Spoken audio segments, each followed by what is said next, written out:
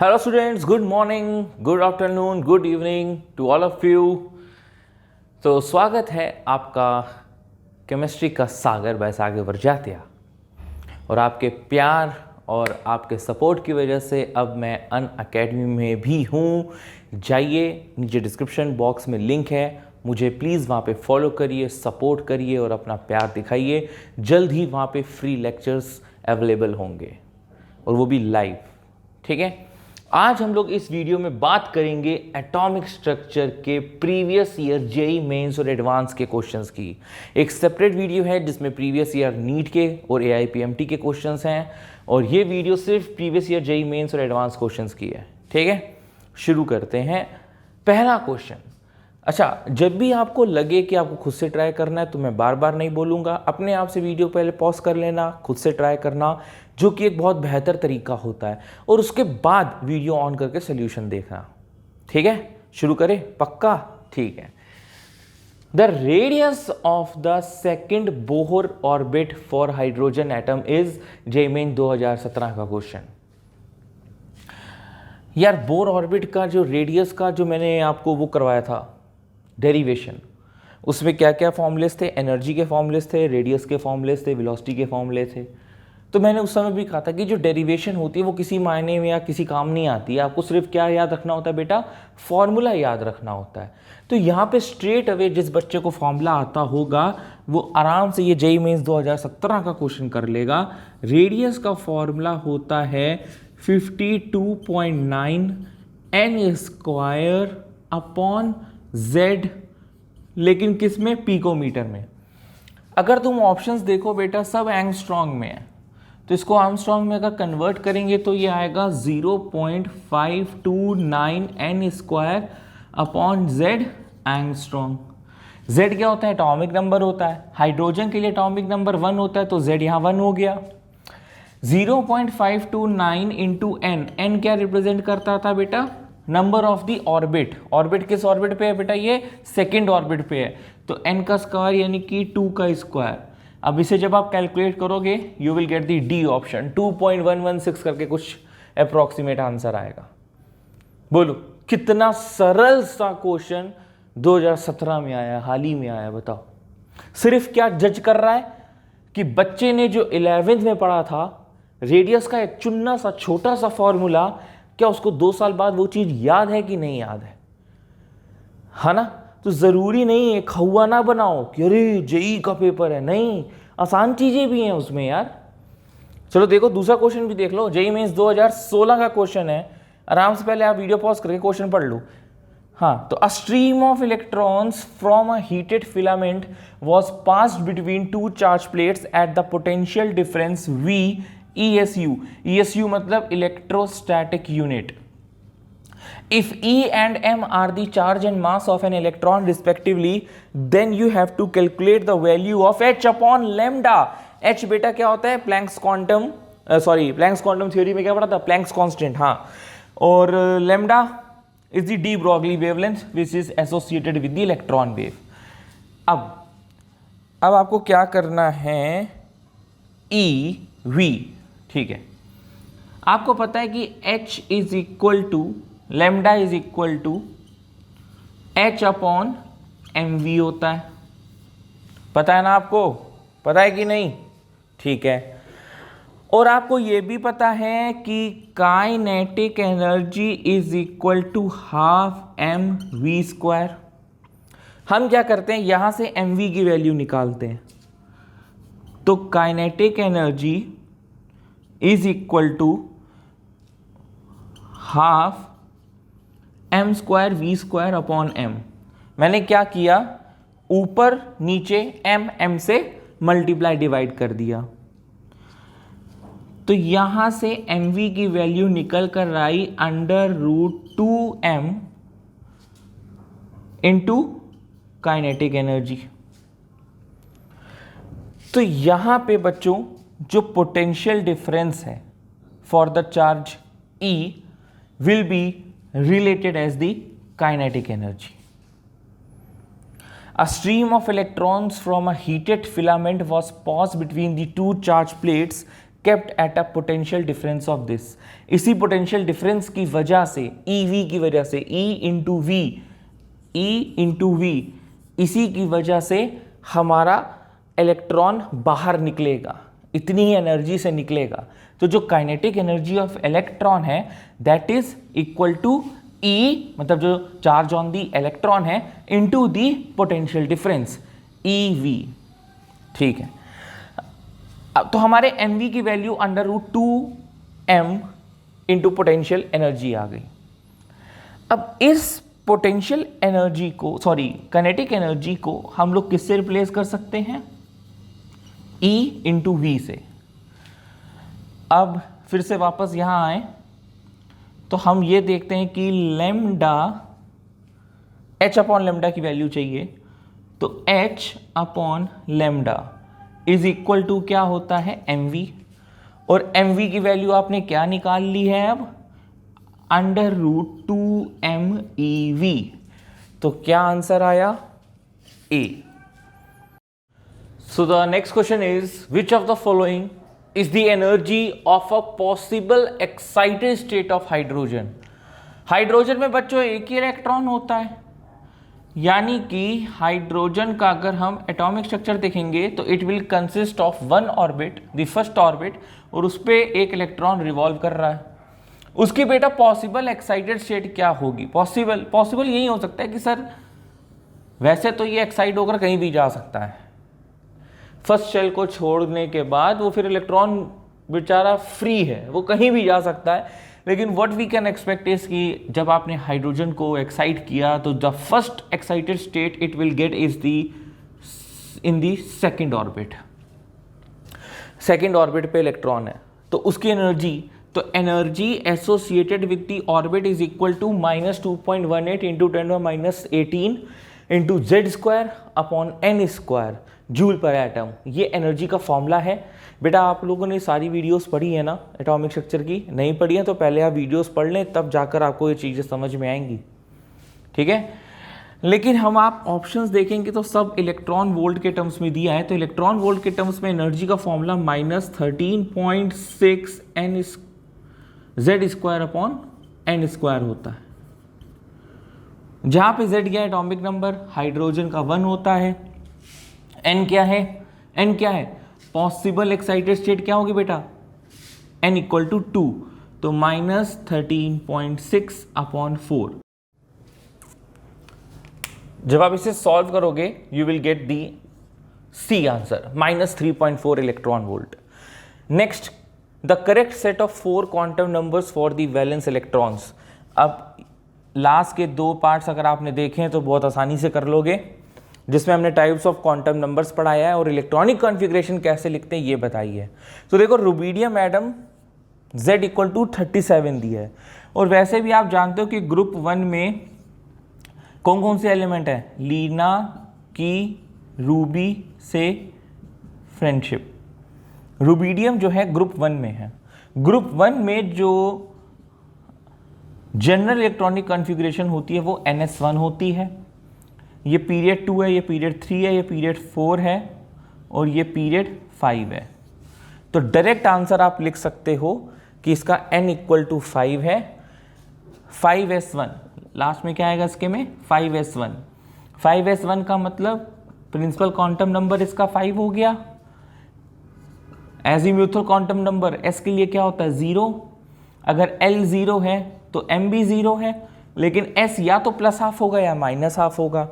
तो ऐसा ऑप्शन आपको कहाँ दिख रहा है? 5,0,0। This is the option A।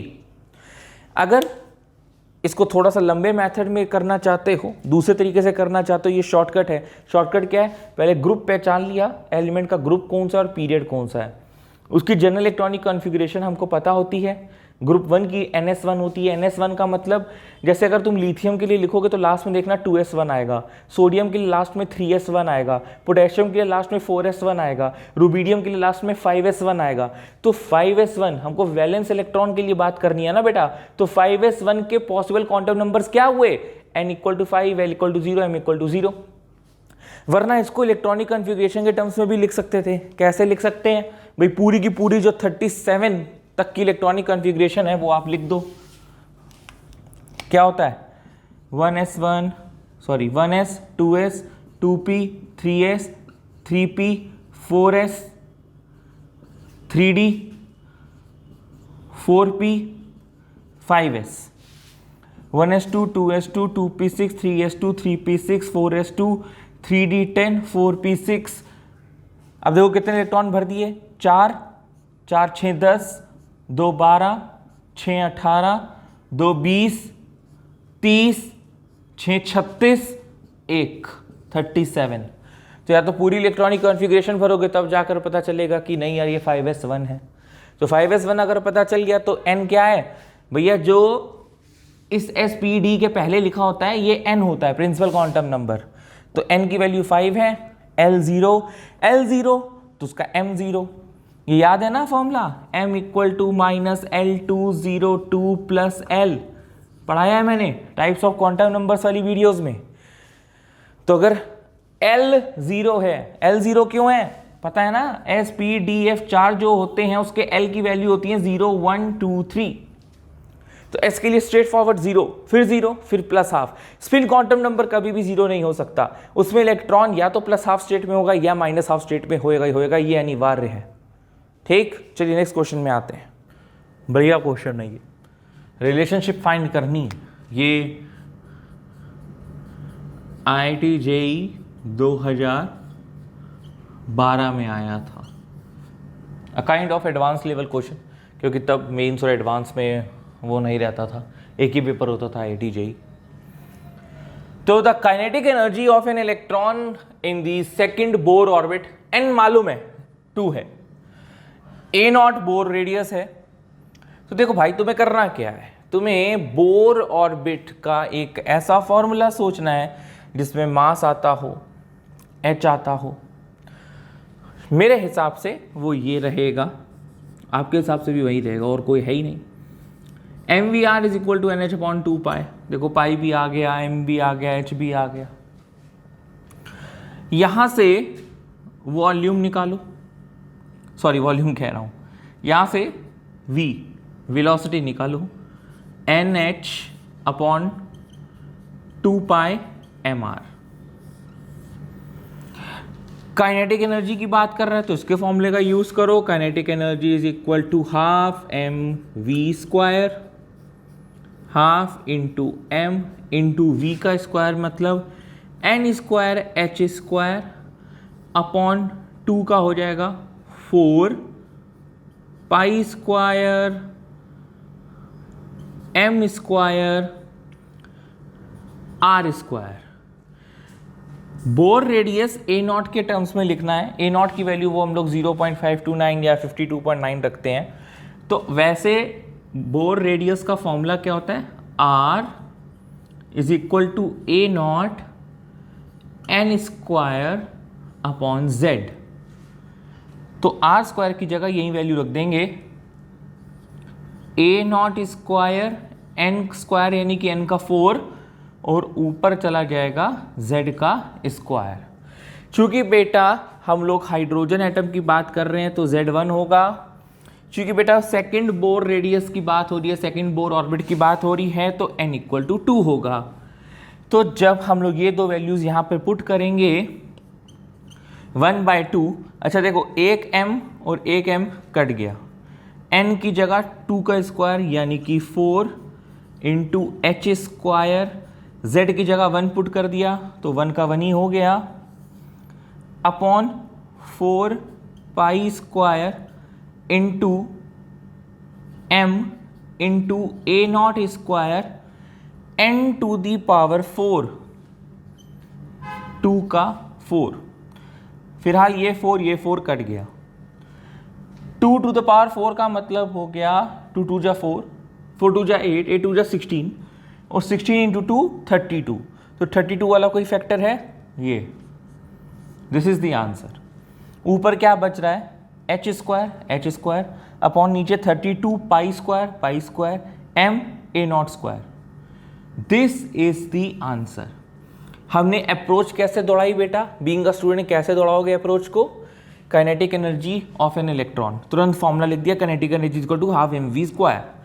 अब इस हाफ एम वी स्क्वायर में हमको वेलोसिटी की, बार बार वेलोसिटी बोल रहा हूँ, हाँ, वेलोसिटी की हमें इक्वेशन पुट करनी होगी।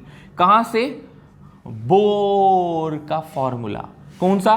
कि angular momentum of the electron is integral multiple of h upon 2π। यहाँ से जो v आया उसको यहाँ पुट किया, काटा पीटी करी, हमारा आंसर आ गया। याद रखना ये दो वैल्यूज क्वेश्चन में गिवन है, एक उसका ऑर्बिट 2 है और दूसरा चूंकि वो हाइड्रोजन एटम है तो उसका जो एटॉमिक नंबर होगा वो 1 होगा। So coming on to the next question. Question number 6 is from JEE Mains 2013. The wavelength of the light required to excite an electron in the hydrogen atom from level 1 to 2 will be. If you remember students, in the Bohr atomic model which I have make you understand in approx like part 4 or part 5 of my video, in that I have explained you कि जब भी electron किसी भी orbit से, जैसे first orbit से third orbit में excite होकर गया, तो वो जो एक्साइटेड स्टेट होती है वो बहुत ही अनस्टेबल होती है। इसलिए इलेक्ट्रॉन कुछ नैनो सेकेंड्स के लिए वहाँ पे रुकता है और वापस अपने ग्राउंड स्टेट को आता है। तो जब वो वापस अपने ग्राउंड स्टेट को आता है उतनी ही एनर्जी रिलीज करता है जितनी उसने ली थी एक्साइट होने में, और उस ट्रांजिशन के दौरान जो एनर्जी लॉस्ट होती है that is equal to delta E, which is nothing but SC by lambda. तो delta E equal to SC by lambda, ये फॉर्मूला आपने बोर ऑर्बिट्स में पढ़ा है। अब जो डेल्टा ई है वो क्या होता है? डेल्टा ई होता है E excited minus E of ground. Excited क्या है? 2, ग्राउंड क्या है? 1। H C by lambda is equal to E2 का मतलब -2.18 into 10⁻⁻18 upon 4 -2.18 into 10⁻⁻18 upon 1। h की वैल्यू पता होती है कितनी? 6.626 इंटू 10⁻34। c क्या है? Speed of light 3 into 10⁸। Lambda हमें वहीं चाहिए, वेवलेंथ चाहिए। यहाँ पर आप 2.18 इंटू 10⁻18 को कॉमन ले लीजिए तो यहाँ पे बचेगा 1 - 1/4 जो कि आएगा 3/4। अब आप इस पूरी इक्वेशन को सॉल्व कर देना, आपको लैम्डा मिल जाएगा। और इन 4 ऑप्शन में लैम्डा किसको मैच करेगा? ए ऑप्शन को। सिंपल कॉन्सेप्ट था। इलेक्ट्रॉन एक्साइट हो रहा है, कह रहा है you have to tell me the wavelength corresponding to that excitation. तो एक्साइटेशन के लिए हमें याद आ गया कि हमने एक कॉन्सेप्ट पढ़ा है कि इलेक्ट्रॉन जितनी एनर्जी गेन करता है एक्साइट होने में, जब वो वापस आता है उतनी एनर्जी लूज करता है। तो वो क्या हो गई? ट्रांजिशन वाली energy delta E, E2 minus E1, जो कि इक्वल होती है तुम्हारी एससी बाय लैम्डा के, प्लैंक्स क्वांटम थ्योरी के हिसाब से। अब next, the maximum number of electrons can have in the principal quantum number n equal to 3 and the spin quantum number is -1/2 IIT-JEE 2011। इस तरीके के क्वेश्चंस जब भी आए ये होते हैं इंटीजर क्वेश्चंस, और इंटीजर क्वेश्चंस का जो आंसर होता है क्वेश्चन में लिखा होता है 0 to 9 के बीच में इसका आंसर आता है। तो मैक्सिमम नंबर ऑफ इलेक्ट्रॉन्स निकालने का फॉर्मूला होता है 2n², पढ़ा होगा। 2n² मतलब 339 to 18। अब बच्चे कहेंगे सर आप कह रहे हैं आंसर 0 से 9 होना चाहिए, लेकिन मेरे हिसाब से total number of electrons n = 3 के लिए 18 आ रहे हैं। लेकिन तुमने ये बात ध्यान नहीं दी कि जो 18 इलेक्ट्रॉन हैं उनको जब तुम ऑर्बिटल्स में भरोगे वो इस तरह से भरोगे ना, जैसे s में इस तरह से भरोगे, अगर p में आएगा तो इस तरह से भरोगे, इस तरह से 18 इलेक्ट्रॉन है। लेकिन उसका स्पिन क्वांटम नंबर -½ है, यानी कि वो सिर्फ एंटी पैरेलल दिखला रहा है। यहाँ पर अगर एक ऑर्बिटल के अंदर 2 इलेक्ट्रॉन है तो ये +½ -½ +½ -½ +½ -½ इस तरह से 18 इलेक्ट्रॉन है। तो हमें सिर्फ स्पिन क्वांटम नंबर -½ वाला चाहिए, यानी कि +½ वाले सारे हटा दो। तो +½ वाले सारे हटा दोगे तो क्या हो जाएगा? 18/2 क्योंकि 9 इलेक्ट्रॉन ऐसे होंगे जो ऐसे लगे होंगे और अगले 9 इलेक्ट्रॉन ऐसे होंगे जो ऐसे लगे होंगे। इसका स्पिन क्वांटम नंबर अगर +1/2 है तो इसका स्पिन क्वांटम नंबर -1/2 होगा। ऐसे करके आपको 18 इलेक्ट्रॉन मिल रहे हैं। तो -1/2 वाले कितने हुए? 9। 1 + 1/2 वाले कितने हुए? 9। 9 और 9 मिलकर टोटल इलेक्ट्रॉन्स 18 हुए। समझ में आई बात? 2n² 18 देगा, 18 मत लिखाना, गलत हो जाएगा। अगर यहाँ पे वो स्पिन क्वांटम नंबर की बात ना करता तो बात अलग थी, तब 18 हो सकता था। स्पिन क्वांटम नंबर उसने कह दिया है इट इज -1/2, तो चाहे वो -1/2 दे चाहे वो +1/2 दे, आंसर 9 ही होगा।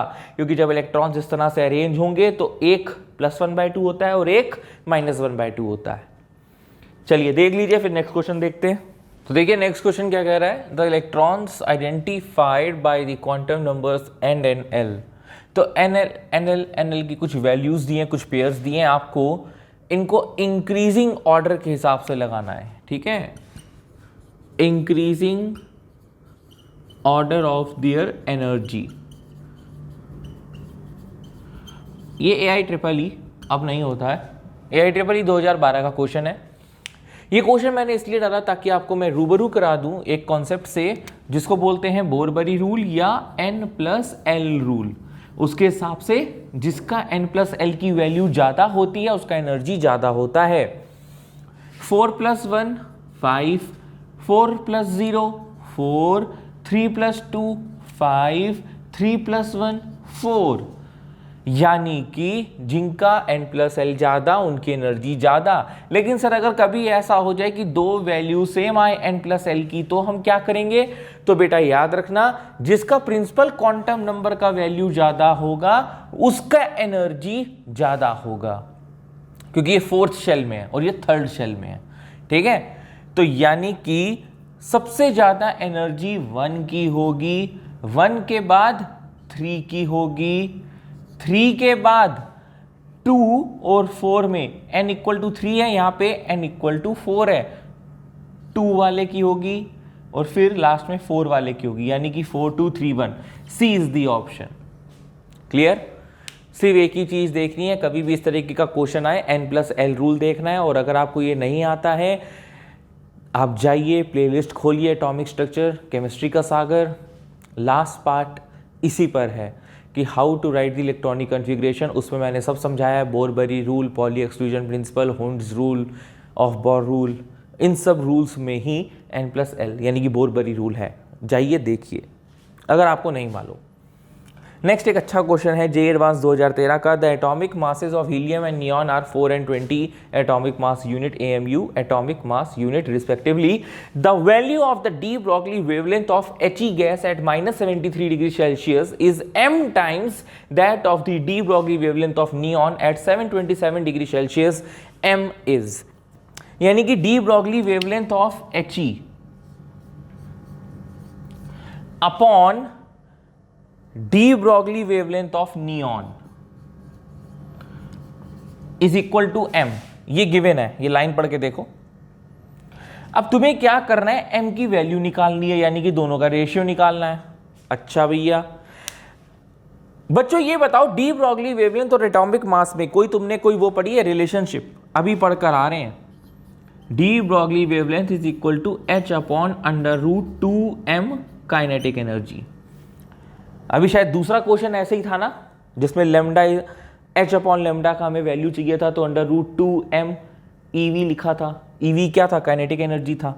तो बस वही रिलेशनशिप का इस्तेमाल किया, lambda is equal to h upon √2m kinetic energy. यहां पे आप जानते हो या नहीं जानते हो कि kinetic energy is equal to 2/3 nRT होता है। क्या होता है? Kinetic energy is equal to 2/3 nRT। ये भी आगे चल के आप स्टेट्स ऑफ मैटर में पढ़ोगे, लेकिन फिलहाल मैं आपको बता दूं कॉन्सेप्ट के हिसाब से, आपने शायद 9th-10th में भी पढ़ा हो कि आप जैसे टेम्परेचर दोगे वैसे kinetic energy of the molecule gets increased, it gets geared up. तो टेम्परेचर बढ़ाने पर kinetic energy of the atoms या आयंस या मॉलिक्यूल्स बढ़ती ही बढ़ती है। यानी कि मैं ये कह सकता हूं ना कि kinetic energy is directly proportional to temperature. बोलो बच्चों, ठीक है। अब अगर काइनेटिक एनर्जी टेम्परेचर के बराबर है तो इस रिलेशनशिप को हम थोड़ा शॉर्ट कर सकते हैं कि lambda is directly proportional to, देखो h तुम्हारा कांस्टेंट है, 2 तुम्हारा कांस्टेंट है, ये m हो गया तुम्हारा मास, और काइनेटिक एनर्जी की जगह क्या लिख देंगे, टेम्परेचर। तो बोलो क्या मैं इस रिलेशनशिप को इस तरह से डिड्यूस करके लिख सकता हूं भाई, तुम्हारा √2 और h ये तुम्हारा कांस्टेंट के अंदर चला गया, ठीक है।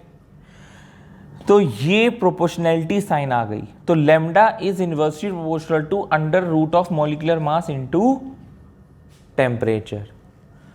अब दोनों का रेशियो निकाल लो, lambda He upon lambda of neon is equal to, इस फॉर्मूले के हिसाब से mass of neon into temperature of neon upon mass of He into temperature of He। आपको सब वैल्यूज पता है, देख लीजिए क्वेश्चन में।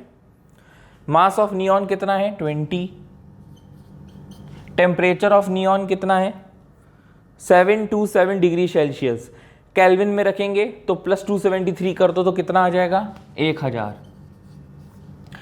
मास ऑफ हीलियम कितना गिवन है 4, इंटू टेम्परेचर ऑफ हीलियम कितना है -73 डिग्री सेल्सियस में +273 कर दें ताकि केल्विन में कन्वर्ट हो जाए तो आ जाएगा 200। तो ये 200 से ऊपर कटा, ये 4 से 5 कटा, तो इसका आंसर 5 आएगा, ठीक है ना भाई। ये 0 0 0 0 कटा, फिर ये 2 10 जा कटा, तो 4